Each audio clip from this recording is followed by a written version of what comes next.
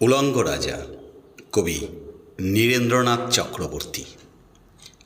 সবাই দেখছে যে রাজা উলঙ্গ, তবুও সবাই হাততালি দিচ্ছে, সবাই চেঁচিয়ে বলছে সাবাস সাবাস।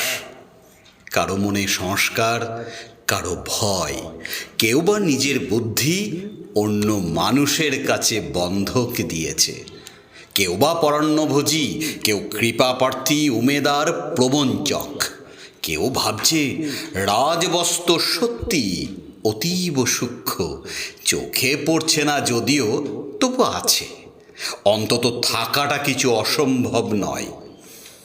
গল্পটা সবাই জানে, কিন্তু সেই গল্পের ভিতরে শুধুই প্রশস্তি বাক্য উচ্চারক কিছু আপাদমস্তক ভীতু ফন্দিবাজ অথবা নির্বোধ স্তাবক ছিল না।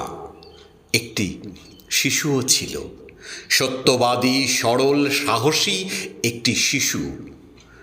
নেমেছে গল্পের রাজা বাস্তবের প্রকাশ্য রাস্তায়।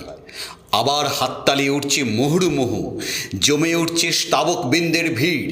কিন্তু সেই শিশুটিকে আমি ভিড়ের ভিতরে আজ কোথাও দেখছি না।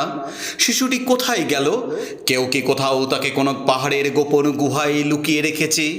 নাকি সে পাথর ঘাস মাটি নিয়ে খেলতে খেলতে ঘুমিয়ে পড়েছে কোনো দূর নির্জন নদীর ধারে, কিংবা কোনো প্রান্তরের গাছের ছায়ায়? যাও, তাকে যেমন করে হোক খুঁজে আনো। সে এসে একবারে উলঙ্গ রাজার সামনে নির্ভয়ে দাঁড়াক। সে এসে একবারে হাততালির ঊর্ধ্বে গলা তুলে জিজ্ঞাসা করুক, রাজা তোর কাপড় কোথায়? নমস্কার।